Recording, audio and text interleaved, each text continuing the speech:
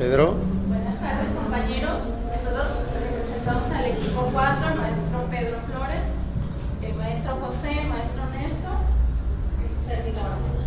Trataremos de no repetir lo que ya se ha comentado por los otros equipos, siendo como más puntuales.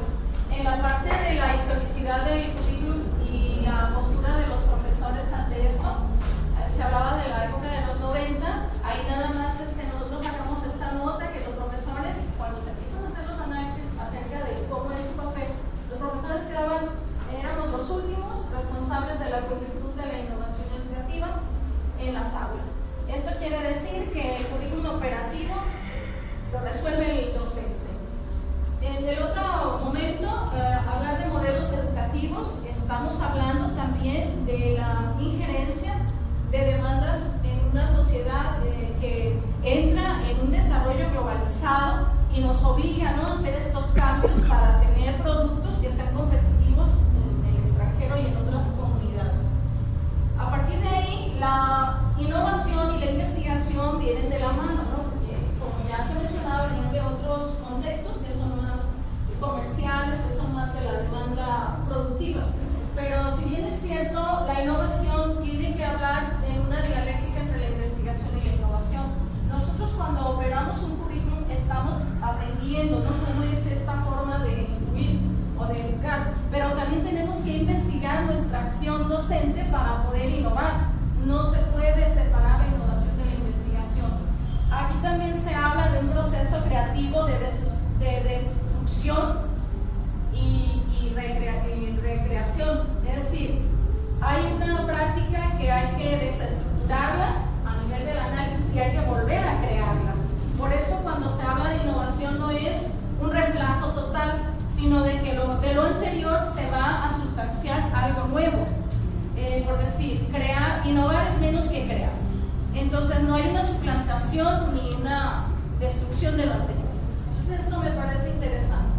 En la formación profesional en nuestras universidades realmente no se le da peso a la parte educativa. Por las presiones financieras, las presiones económicas, se está el currículum centrando más en la parte de formar tecnócratas para la operatividad de las demandas sociales a nivel económico y a nivel técnico, y a la parte de profesionalización integral, profunda, donde el saber hacer, el saber conocer y las habilidades y prácticas están como a la mano, no se le está dando la importancia de vida, precisamente por estas presiones que decíamos del entorno de las empresas y de la condición socioeconómica, ¿no? Y en la profesionalización, lógicamente, entra en juego el papel del profesor, la formación del profesor, quien analiza las currículas con las que se forma el profesor, por ejemplo. En el otro lado, la participación del profesor en la transformación del currículo, porque no es solamente conocerlo y operarlo, como bien decíamos, sino la participación activa del mismo. Continuamos, compañeros. Bueno, dentro de la labor del docente frente a las tareas de innovar en el currículum y en la práctica, desarrollamos algunos puntos aquí. Primero, ¿cómo ocurren los cambios educativos que conducen a la innovación? Bueno, aquí había dos metáforas que nos proponían en la lectura. Una que era del péndulo, que era ir de un extremo a otro. La otra, la de las pequeñas olas, que era decir, la suma de los conocimientos llegaban a un total de conocimientos, a formar una ola más grande. Bueno, la lógica de la transposición didáctica nos dice pues que hay que utilizar la didáctica para la educación, pero el tránsito hacia las competencias nos cambia esta lógica, no seguimos esta lógica. Bueno, acá en la parte de este lado también nos dimos cuenta que el ejercicio docente no son simples técnicas o pedagogías, o no solamente es eso, sino también tiene que ver con actitudes y la forma en que el profesor va a impartir su clase. El profesor es el responsable del éxito de las reformas educativas a través de la innovación. Para esto es necesario una formación de comunidad de aprendizaje profesional entre los profesores de diferentes áreas y saber cómo aterrizar, o sea, porque obviamente no es lo mismo el profesor que imparte administración al que imparte ingeniería o al que imparte psicología o medicina. Entonces, ¿cómo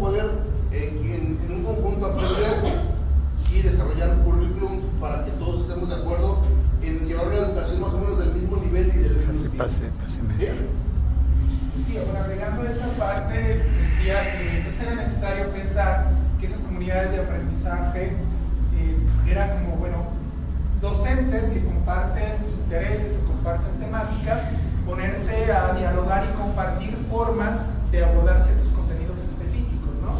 Entonces estoy pensando que gente en el área de administración, particularmente ciertos contenidos, tendrían que dialogar sobre las experiencias y cómo han implementado estrategias didácticas para abordar esos contenidos en específico, y así otras áreas, ¿no?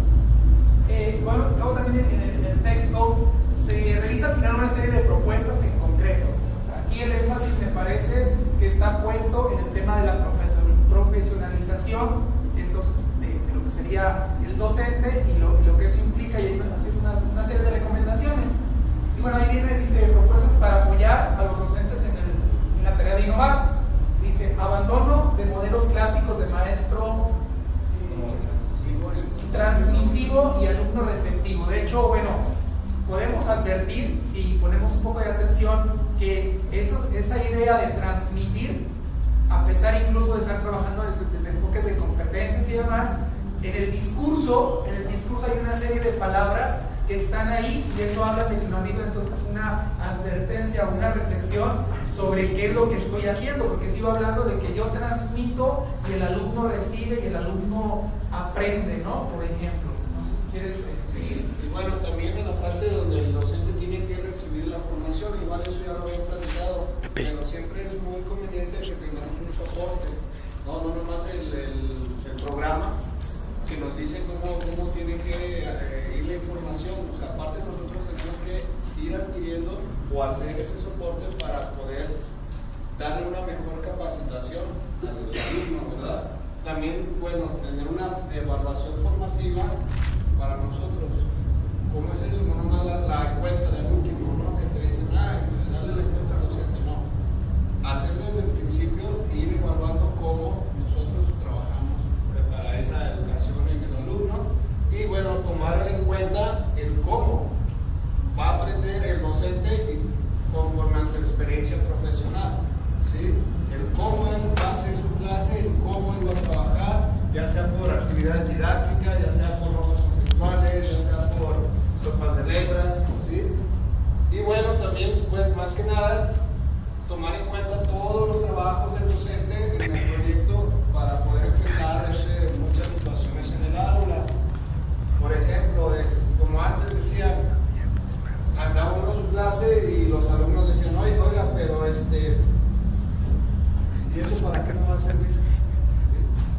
Bueno, me va a servir esta información para que usted se desarrolle en tal medio. Y bueno, en mi caso, que soy químico, puedo dar, no sé, una materia de clínico, una materia de farmacia, ¿sí? Entonces, la materia que yo estoy impartiendo tiene que ir para su formación, que siempre a mí me ha tocado que varios de los alumnos que he tenido ya trabajan.